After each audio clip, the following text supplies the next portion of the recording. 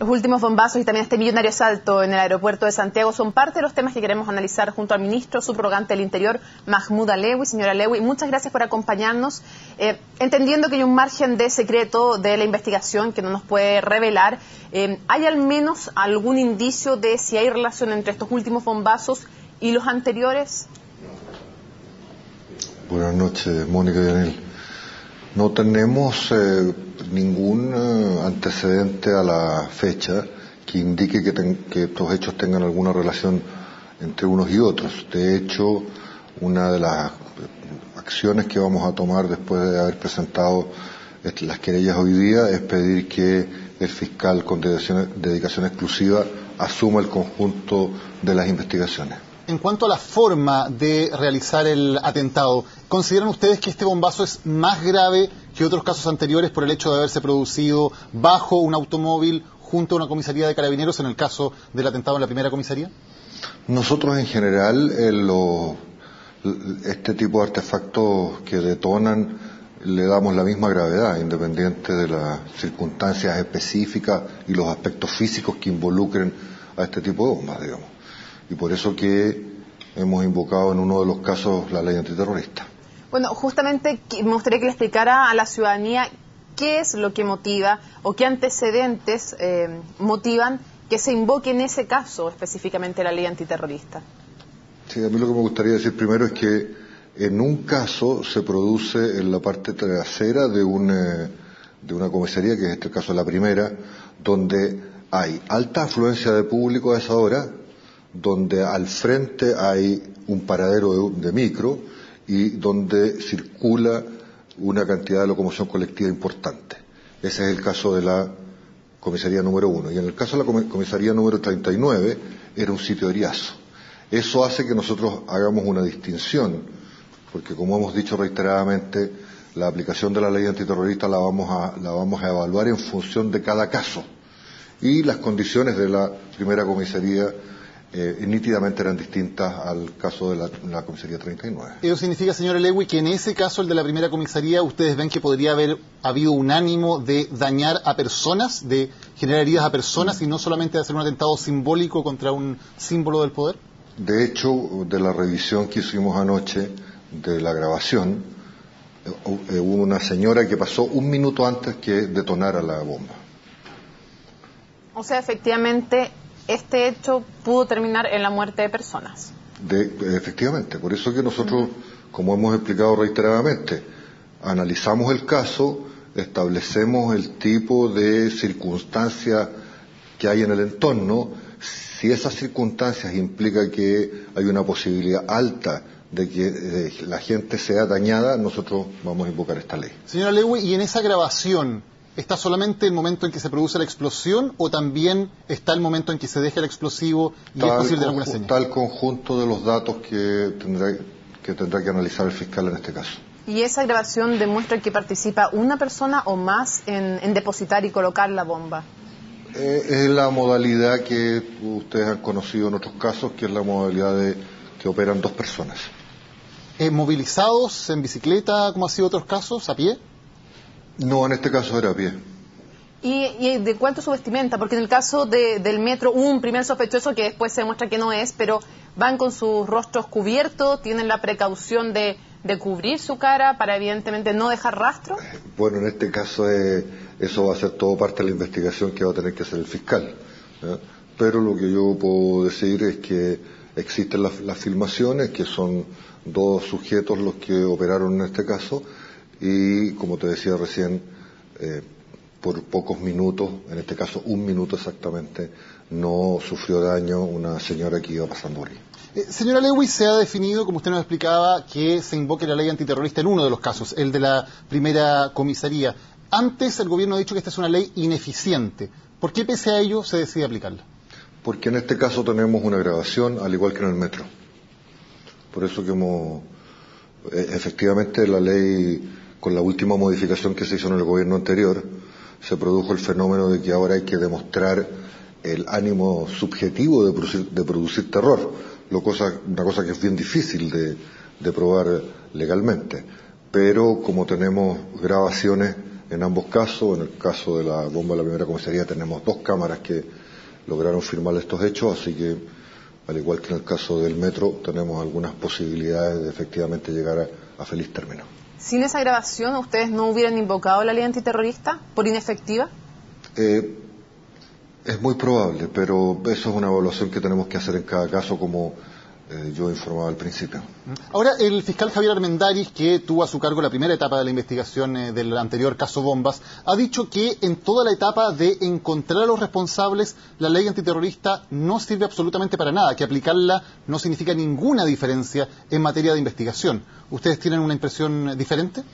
Nosotros, para no dar opiniones apresuradas en temas que son relevantes para el país, y en particular en los aspectos que tienen que ver con la seguridad de la gente, lo que hemos hecho es estructurar una comisión que nos entregará a fin de mes un informe detallado respecto a esta ley en las áreas de investigación, procesamiento y juicio de cada uno de los posibles casos que se produzcan en el futuro. Estamos esperando que esa comisión, como dije antes, entregue su informe y en función de eso evaluaremos las modificaciones que tenemos que hacer al proyecto de ley actual.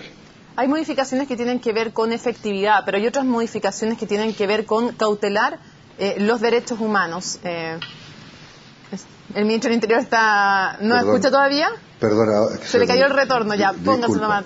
Estamos Perdona. en vivo, ¿cuál es el problema? Ministro, resulta que una de las modificaciones tiene que ver con efectividad, que era lo que usted se refería, pero otras modificaciones tienen que ver con cautelar de buena manera los derechos humanos en el debido proceso.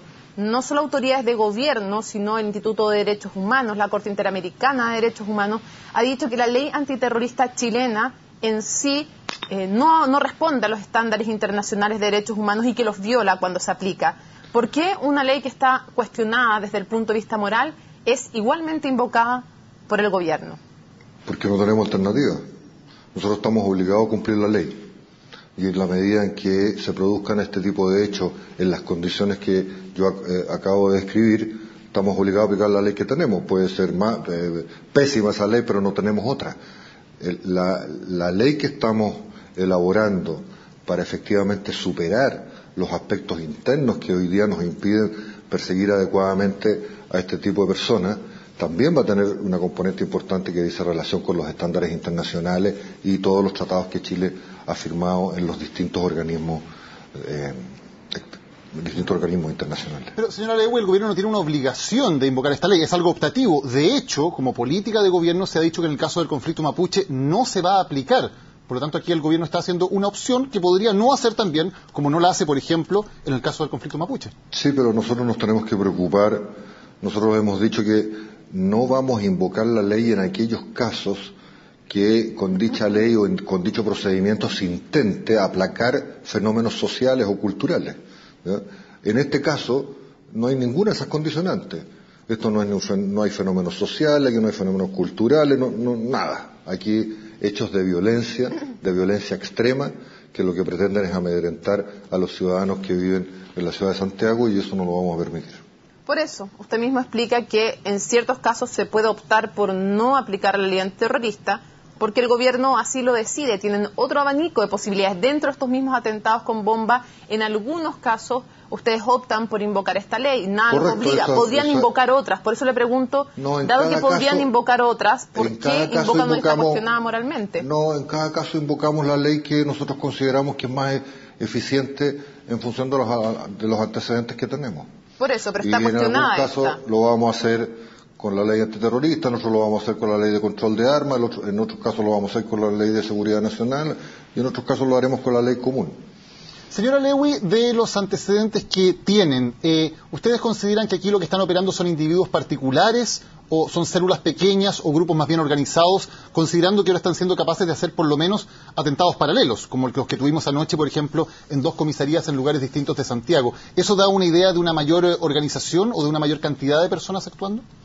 Tenemos la impresión por los datos que tenemos hasta ahora, porque como usted sabe, estas investigaciones las lleva la Fiscalía, y por lo tanto, mientras ellos no lleguen a tener antecedentes concluyentes, no nos van a informar de este tipo de cosas, pero de la información que manejamos hasta ahora, tenemos la impresión de que son grupos pequeños que operan dislocadamente y que hasta ahora no configuran una única unidad, digamos.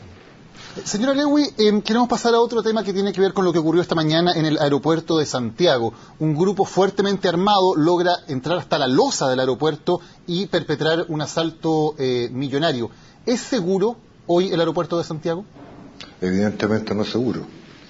Si un grupo armado como este logra entrar y perpetrar un delito como el que conoce la ciudadanía, obviamente el principal aeropuerto de Chile no es seguro. Y no es seguro porque fallaron protocolos o porque los protocolos que se ocupan o el personal destinado a atender la seguridad no es suficiente.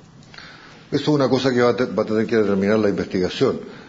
Nosotros tuvimos la semana pasada una reunión con las 3 principales empresas de transporte de valores de Chile y establecimos una coordinación permanente, por un lado con ellos y a partir de la próxima semana con las policías, porque efectivamente la ley que regula a estas empresas es una ley que uno podría calificar de laxa. En el caso particular del aeropuerto, la empresa correspondiente cumplió todos los protocolos.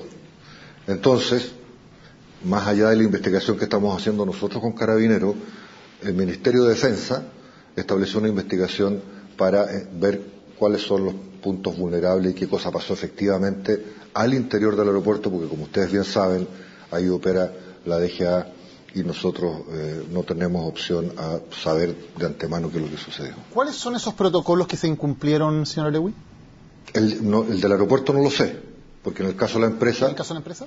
En el caso de la empresa se cumplieron todos los protocolos. Se cumplieron todos. Ahora, sí. el hecho de que no se permita ingreso de armas en ese sector de la losa del aeropuerto, ¿es algo que es correcto de acuerdo a los protocolos o es algo que debería revisarse? Eso está establecido en los protocolos actuales. La DGA tiene un protocolo muy preciso de cómo se opera al interior de la losa del aeropuerto.